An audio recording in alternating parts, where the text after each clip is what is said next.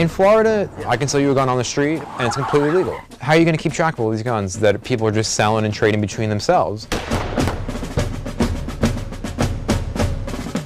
Welcome to Sarasota, Florida, home to Siesta Key, the #1 beach in the United States of America. It's also home to more guns than you can possibly imagine.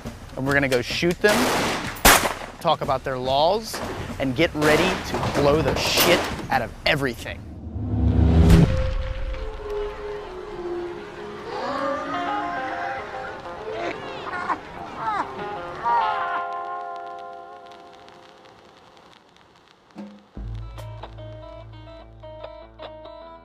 Every year, there are over 30,000 gun deaths in the United States, a country with 5% of the world's population and 50% of its guns.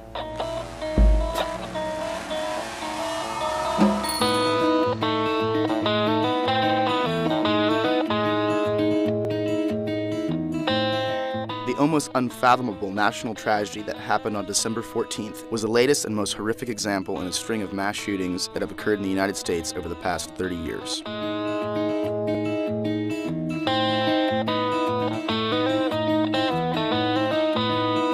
And this time, there will almost certainly be a massive legislative shift on the national level. How wide-sweeping it will be remains to be seen.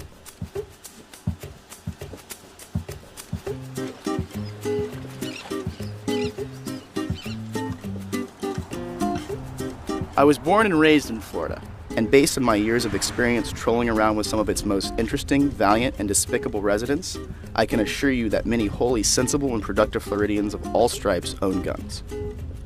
And yeah, a lot of scumbags have them too.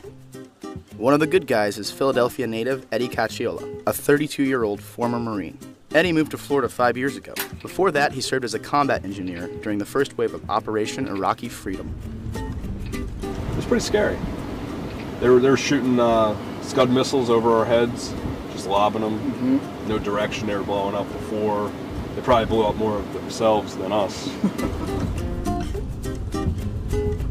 Following President Obama's 2008 defeat of Republican nominee John McCain, many firearms dealers in Florida and throughout the nation reported a massive uptick in background checks for concealed carry permits, a clear indicator that gun sales were spiking nationally. The stockpiling also resulted in an ammo shortage. By February 2009, the Orlando Sentinel reported that 9mm, 45 caliber, 38 caliber, and 22 caliber bullets were becoming scarce. They also reported that local Walmarts in Apopka and Kissimmee had confirmed that these types of ammo were on back order. We're outside Survive Anything. Inside, you will find everything you need to survive earthquakes, which, as far as I know, have never happened in Florida, zombies, which again, as far as I know, have never happened in reality, and an assortment of other apocalyptic scenarios that you need to prepare for.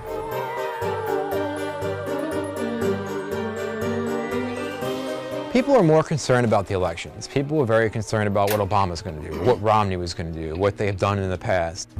A 2009 Gallup poll reported that as many as 41% of Americans believe that Obama would, quote, attempt to ban the sale of guns in the United States while he is president, as in all guns. Preserve, protect, and defend the Constitution of the United States. Preserve, protect, and defend the Constitution of the United States. So help you God. So help me God. Congratulations, Mr. President.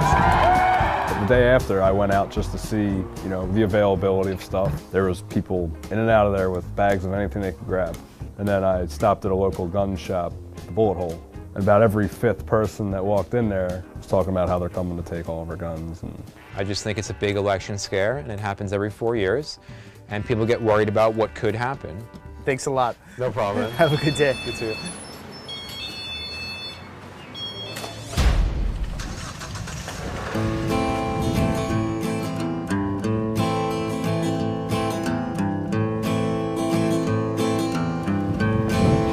Okay, I think we should probably get out of here. Apparently, Walmart gets freaked out when you try to buy over 2,000 rounds of ammo at one time. So we went with the next best and more expensive option, visiting one of Sarasota's many gun stores.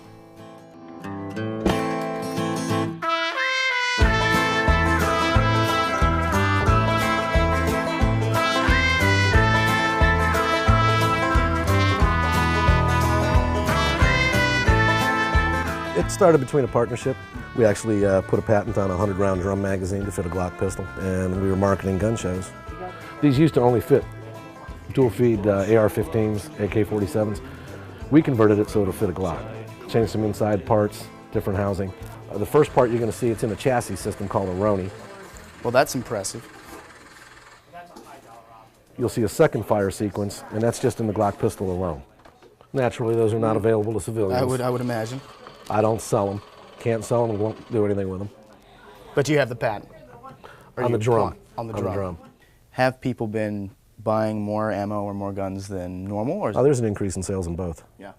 And why do you think that is?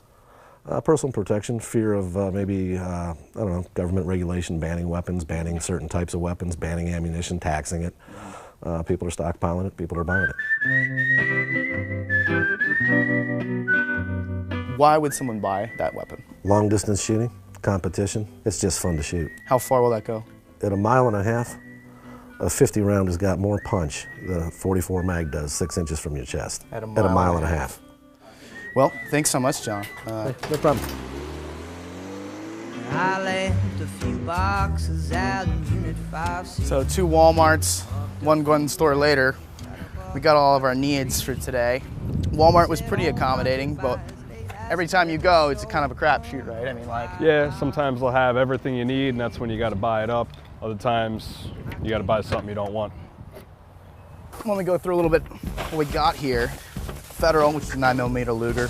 Then we got a couple boxes of 45 Federal, some 410 handgun, shotgun shells, big box of 45 Auto, 250 round count. Rifle slugs for the shotguns, MagTech, Cowboy action loads. And 1,000 rounds of 223. This is for the AR.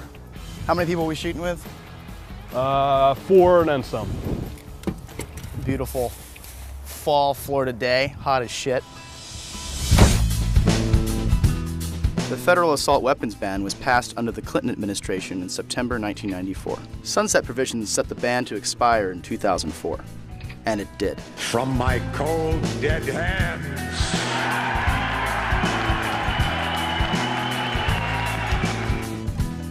Since then, lawmakers like Senator Dianne Feinstein of California and Congresswoman Carolyn McCarthy of New York have attempted to institute revised versions of the ban. Did you do anything for Veterans Day? No, try not to do too much. Try to relax? Yeah, figured it's my day, I don't have to do shit. Yep. So with several thousand rounds of ammunition loaded into Eddie's truck, we headed to a local range on the outskirts of Sarasota. And this is where you shoot usually? Yeah, it's convenient. I like shooting outdoor. I don't really feel comfortable in the indoor ranges. Why is that? It's just constricting kind of? It's that, and there's a lot of new people, and there's just a lot of safety that goes into it that people just have no clue. You don't want to be in close quarters with somebody that doesn't know what they're doing. Do you ever go hunting? No. Deer doesn't taste that good, and it's kind of boring hunting something that's not going to shoot back at you.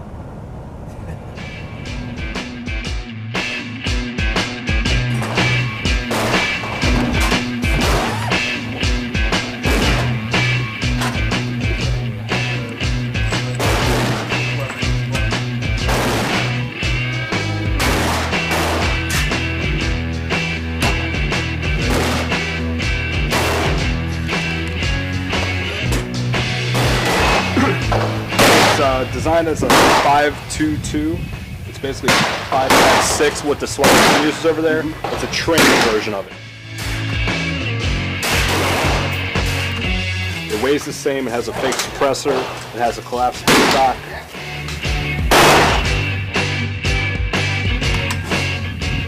Big Nick, one of the guys we shot with, he had a pretty nice AR-15. He bought it at a garage sale. That's pretty standard practice here in Florida. No real paperwork was exchanged as far as I know, and he got the gun for cash. Brought it home, it was about half price. And we just shot it here all day today. That's how easy it is to get a gun in Florida. What types of weapons are illegal in Florida? We have certain categories that you have to have certain permits for. I've got a suppressor on a gun on a wall. You have to fill out a form. It goes to ATF. It's a $200 tax stamp. They do a background check. They send you the stamp. You're allowed to own it. Okay. And what are some of the other classifications, like a Class 3 license? Like, what would that mean? Well, fully automatic machine guns, fully automatic weapons, it's a whole different license. Transferring those weapons, there's regulations for all of that stuff. And those regulations are pretty stringent, and they are enforced. Everybody in Florida owns an assault rifle. If you try and send the National Guard in, we outnumber them. And the National Guard is not going to come into our house and take our guns away. I've always wondered why it is so difficult to get a group of people in Washington to sit down. Maybe hook up with some people from the NRA and set up districts and set gun laws that are made by gun owners and people in the firearms industry. Those laws would work. When freedom shivers in the cold shadow of true peril, it's always the patriots who first hear the call. In 2004, the Department of Justice released an assessment of the decade-long ban that said if the ban were to be reinstated at a future date, its effects on gun violence are likely to be small at best and perhaps too small for reliable measurement. The report also stated that assault weapons were rarely used in gun crimes even before the ban. A dissenting study carried out by the Brady Center for Gun Control alleged that data provided by the ATF showed that the number of violent crimes in which assault weapons were used dropped from 4.82 to 1.61% during the ban. An ATF spokesperson later said that his organization could in no way vouch for the validity of that claim.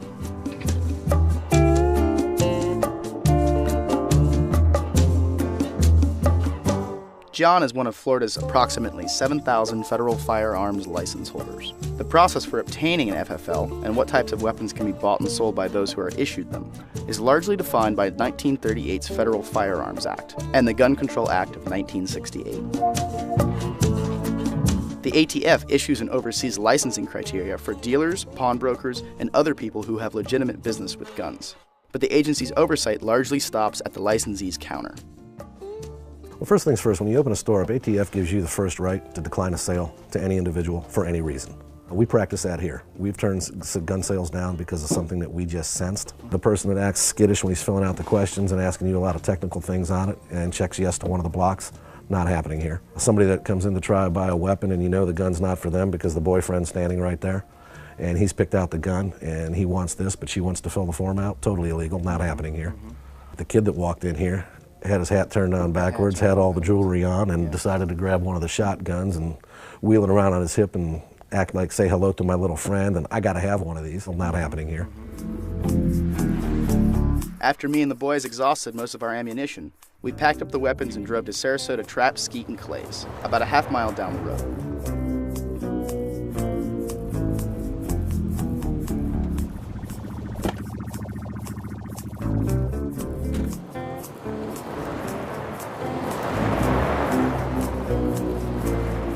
Stand you're supposed to shoot. They'll have a menu at each stand that tells you what you're supposed to do.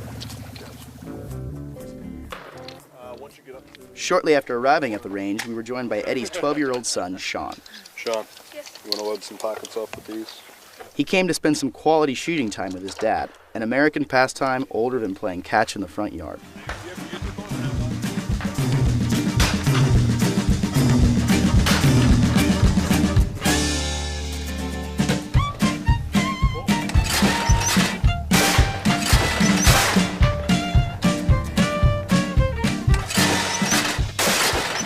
So with this shooting, it's better to keep kind of both eyes open, some people. Yeah. Some people say that on the Skeet and Trap, it's better to keep both eyes open, opposed to, I mean, you couldn't shoot an AR with both eyes open. Of course.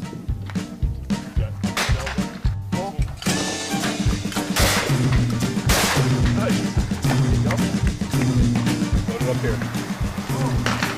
Watch your fingers. You don't put your fingers all the way. Just kind of let it in there. And then that'll ride it where it's supposed to be.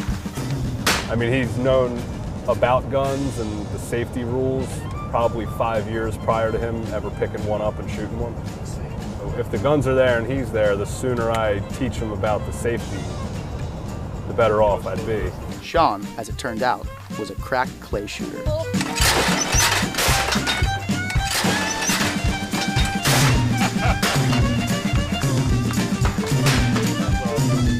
I shuddered at the thought of how accurate Sean might be behind an AR-15. imagining a future with remote-controlled drone soldiers piloted by preteen sharpshooters. He's a good shot. Bull? Smell of gunpowder. Nice. In between stations, I finally got a chance to speak with Steve, the 5th member of our party and a former Army medic. Where were you deployed? Baghdad. You treat a lot of gunshot injuries, or? Most of the stuff we got was a lot of tourniquets, limbs from outside the wire and everything. Since you came back from your deployment, did it change your appreciation for weapons at all? No, not at all. I always loved weapons. My dad was Special Forces. He taught me at a young age about shooting, and before I could own my own, he gave me a couple books I had to read. And are there any aspects of the law that you think are a bit overreaching or like underreaching? Probably not too bad. Yeah. I mean, if as long as you go the proper paperwork and right way.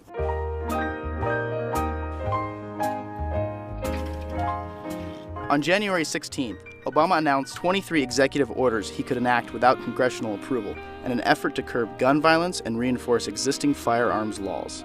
These actions include signing a presidential memorandum that requires federal agencies to make relevant firearms purchasing data available to the federal background check system, launching a national safe and responsible gun ownership campaign, providing schools with resource officers and counselors, and instituting more severe penalties for gun trafficking. As soon as I'm finished speaking here, I will sit at that desk and I will sign a directive giving law enforcement, schools, mental health professionals, and the public health community some of the tools they need to help reduce gun violence.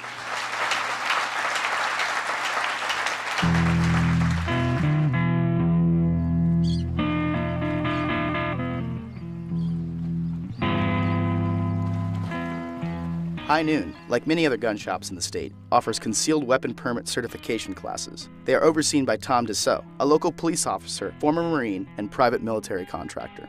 Well, essentially, the state of Florida requires that you take an NRA-approved course. But what a lot of the instructors are lacking is the, say, for lack of a better term, the real-life experience when it comes to being involved in a confrontational situation. You look at the weapons and how other people perceive them, and that's what it is, it's perception. I mean, when you have a list of people, politicians, whatever the case may be, picking weapons to put on an assault weapons ban list just because they look evil. You can make anything look badass. Some have a wooden stock, some have a composite stock. Obviously the composite stock looks like somebody's coming to hurt you, and the other one reminds me of my grandfather's rifle. Does that make it a war type or assault weapon? Not really, it's a design. After the first election, when Obama was elected, I was teaching concealed weapons classes in the state of Florida. A big class prior to the election was 8 to 10 people. Okay. After the election, I was having, every time I walk in there, it was 25 to 30 people. The people run in panic. They feel the restrictions are coming. They come out and they buy a large number of firearms, and then they just put them in a safe. They don't carry them, they don't use them, they just buy them.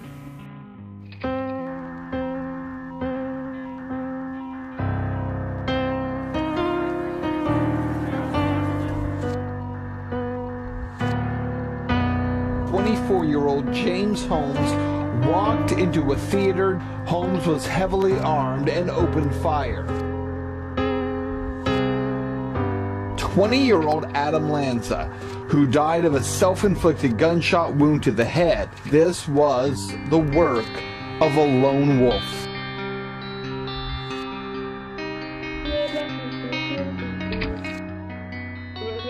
On the Saturday following the shooting of 28 people at an elementary school in Newtown, Connecticut, Virginia State Police processed 4,166 background checks for concealed and assault-type weapons, a 42% increase from the same Saturday in 2011. On the same day, Colorado, a state still reeling from a string of recent shootings, also processed 4,200 background checks, the highest number since the program began in 1999.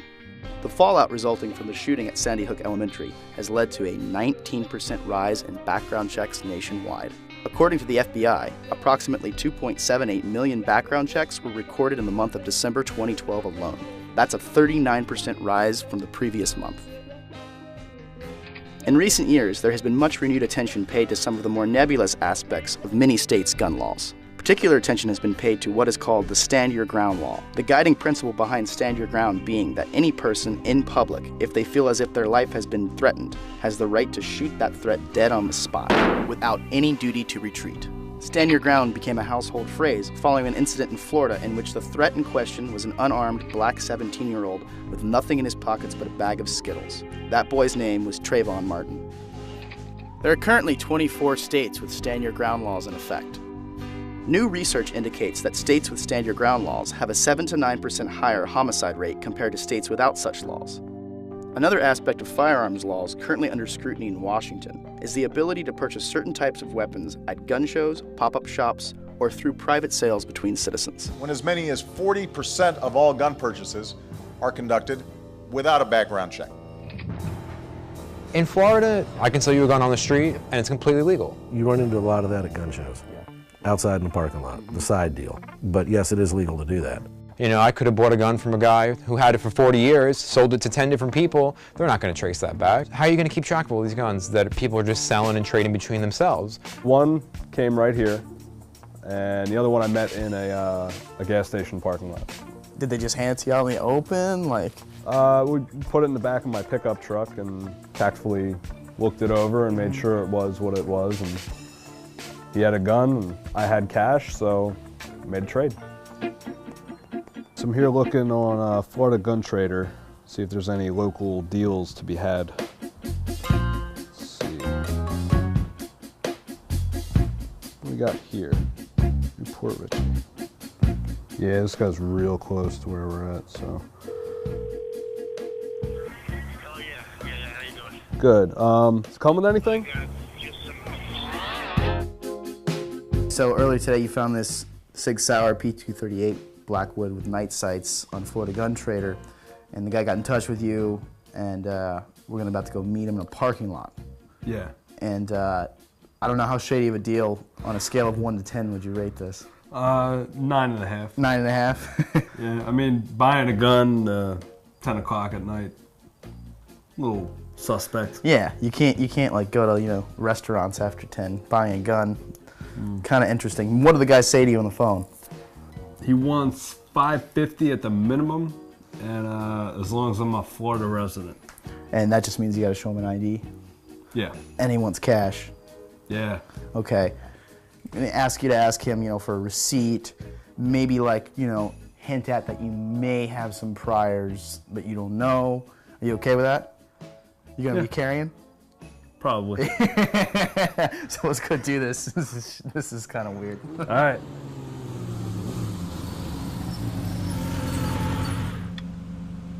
Within 30 minutes, we were posted up in a Lowe's parking lot, waiting for our sketchy deal to go down. Phone was blowing up last night. I actually had to put it on vibrate while I was sleeping. So, cool. Get it, somebody else will. Yeah. Yeah, I'll take it. Okay. Drove all the way up here.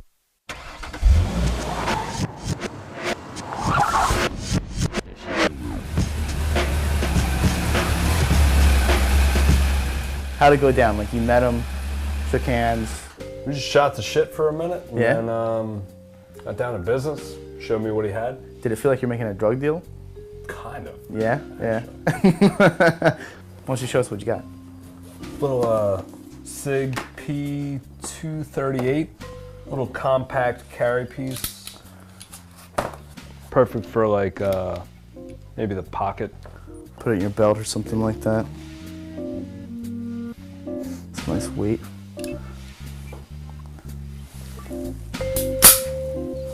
He didn't ask me for anything.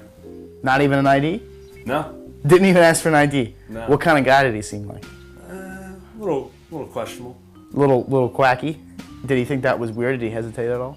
He was a little hesitant. But then he was like, fuck it, I got the cash. Yeah, but he was like, okay. Once he signed his name and I signed my name, he said, this is a legal binding contract. Is it notarized?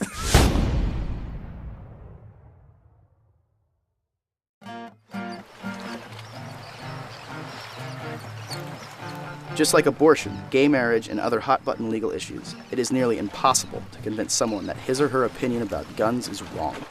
even if somehow, in some bizarro dimension where martial law has been declared, the same people will keep stockpiling more and more until they are no longer available.